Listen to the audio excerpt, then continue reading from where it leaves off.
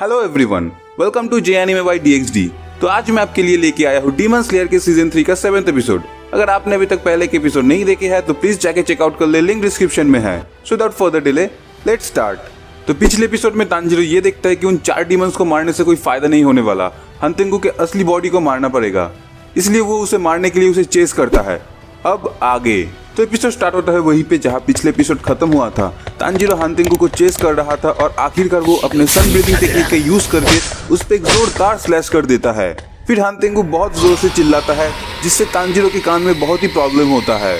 फिर भी तांजीरो बोलता है कि मैं ये कर सकता हूँ, मैं इसका सर काट सकता हूँ। अगले सीन में तांजीरो महसूस करता है कि उसके पीछे असल में कोई है। वो सोचता है कि इस चीज का स्मेल थोड़ा डिफरेंट है बाकी 4 डीमन से, और ये भी सोचता है कि मुझे क्या करना चाहिए। क्या मुझे इस छोटे वाले हंतेंगु का सर काटने में फोकस करना चाहिए? फिर वो वही करता है और उसमें कामयाब भी हो जाता है और थोड़ा सा सर काट भी देता है। पर तभी नेजुको का ब्लड डीमन आर्ट से मिली हुई शक्तियां खत्म हो जाता है और वो उस काम को पूरा नहीं कर पाता है। फिर गेनिया पीछे से आके बोलता है कि तांजीरो रास्ते से हट जाओ, क्योंकि गेनिया उस नए डीमन को चेस कर रहा था और उसे शूट करने ही वाला था, पर तांजीरो बीच में खड़ा था। फिर तांजीरो बोलता है, ओ शिट, मैंने सब कुछ गड़बड़ कर दिया, अब मेरी वजह से गेनिया शूट भी नहीं कर सकता। फिर वो नया डीमन अपने वेपन का यूज करके एक ट्री ड्रैगन को समन करता है जो तांजीरो पर अटैक कर देता है, पर नेजुको आके तांजीरो को वहां से निकाल लेता है। पर इस बीच नेजुको घायल हो जाती है। फिर तांजीरो नेजुको के पास जाके बोलता है, क्या तुम ठीक हो नेजुको? फिर हम उस नए डीमन का फर्स्ट लुक देखते हैं जो कि बहुत ही डरावना है, जिसके पीछे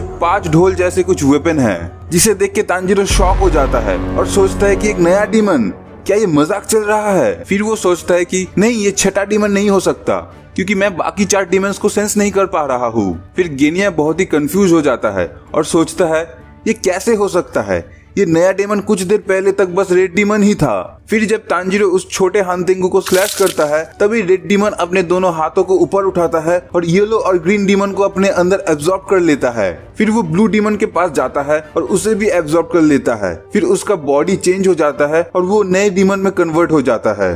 फिर वो नया डीमन हंतेंगु के मेन बॉडी को एक शील्ड के अंदर बंद कर देता है ताकि डीमन स्लेयर उसे मार ना पाए। फिर वो नया डीमन उन लोगों को एक भयानक नजरों से देखता है और उन लोगों को एकदम ईवल बोलता है। उस साइड गेनिया बैटल की वजह से बहुत ही कमजोर हो जाता है। फिर वो नया डीमन बोलता है कि खराब सिचुएशन में इंसान ही एक अकेला प्राणी नहीं है जो कुछ नई शक्तियों को हासिल कर लेता है। हंतेंगु नाम का डीमन भी ऐसा कर सकता है। उसने पहले भी बहुत खराब सिचुएशंस का सामना किया है और हर बार उसके स्ट्रॉन्ग इमोशन एक इंसान का रूप ले लेता है उसके ब्लड डीमन टेक्निक से और उसे वहां से बचा लेता है। सिचुएशन जितना ही खराब होता है वो उतना ही स्ट्रॉन्ग बन जाता है और अपने दुश्मन को मार गिराता है। जिसपे तांजीरो बोलता है कि तुम हमें क्यों इविल बोल रहे हो? जिसपे वो नया डीमन बोलता है कि तुम एक लाचार डीमन को परेशान कर रहे हो। तुम एक ऐसे डीमन का सर काटना चाहते हो जो बहुत ही छोटा है और अपने आप को प्रोटेक्ट भी नहीं कर सकता। ये एकदम इनजस्टिस है जो एक घटिया इंसान ही कर सकता है। जिसपे तांजीरो बहुत ही गुस्सा हो जाता है और बोलता है, एक छोटा और लाचार डीमन, किसकी बात कर रहे हो तुम? तुम्हारे अंदर से असल में ब्लड का स्मेल आ रहा है। ना जाने कितने इंसानों को तुमने मारा है और उन लोगों को खा लिया है। तुम क्या सिर्फ ऐसे ही इंसानों की जान ले लेते हो? क्या बिगाड़ा था असल में उन लोगों ने तुम्हारा? और फिर इतने लोगों को मारने के बाद तुम खुद ही विक्टिम कार्ड प्ले कर रहे हो। तुम असल में एक इविल डीमन हो जिसे मैं खत्म कर दूंगा।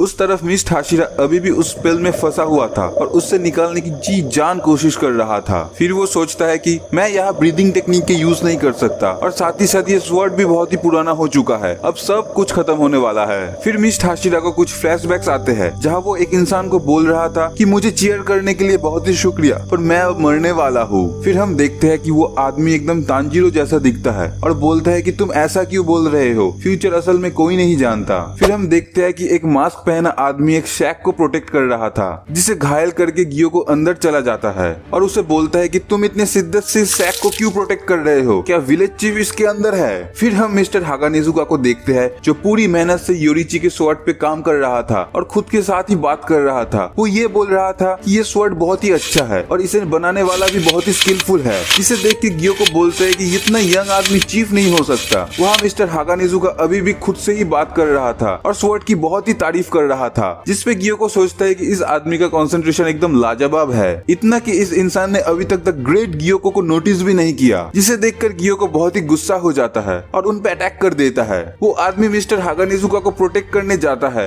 पर नाकामयाब हो जाता है और एक फिश डीमन आके उनका मास्क तोड़ देते हैं। फिर हम मिस्टर हागानेजुका की फेस पहली बार के लिए देखते हैं, जो पूरी लगन से उस स्वॉर्ड पे काम कर रहा था और किसी भी हालत में वो अपना काम नहीं रोकता, जिससे गियो को और भी गुस्सा हो जाता है और बोलता है कि मैं चुटकियों में इस आदमी को मार सकता हूँ, पर मैं चाहता हूँ कि वो उस ब्लेड को छोड़ दे और मुझे नोटिस करे। अगले सीन में हम मिस हाशिरा को देखते हैं, जिसकी हालत बहुत ही खराब था और वो बोलता है कि मैं जल्द ही मरने वाला हूँ। फिर वो आदमी उसे बोलता है कि तुम्हें एकदम हार नहीं मानना चाहिए, कोई जरूर आएगा और तुम्हें बचा लेगा। जिसपे मिस हाशिरा बोलता है अब क्या मुझे दूसरों के भरोसे रहना पड़ेगा, जिसपे वो आदमी बोलता है कि तुम अकेले सब कुछ नहीं कर पाओगे, इसीलिए हम दूसरों के साथ काम करते हैं जो बुरे वक्त पे हमारी मदद कर सके। फिर मिस हाशिरा सोचता है कि मुझे बचाने कोई नहीं आने वाला, क्योंकि सब मुझसे कमजोर है, मुझे और ज्यादा हार्डवर्क करना चाहिए था। फिर मिस हाशिरा लगभग बेहोश होने ही वाला था, पर वह कोतेत्सु एंट्री ले लेता है और एक चाकू का यूज करके उस पेल को तोड़ने की कोशिश करता है और बोलता है कि मैं तुम्हें इतनी जल्दी मरने नहीं दूंगा,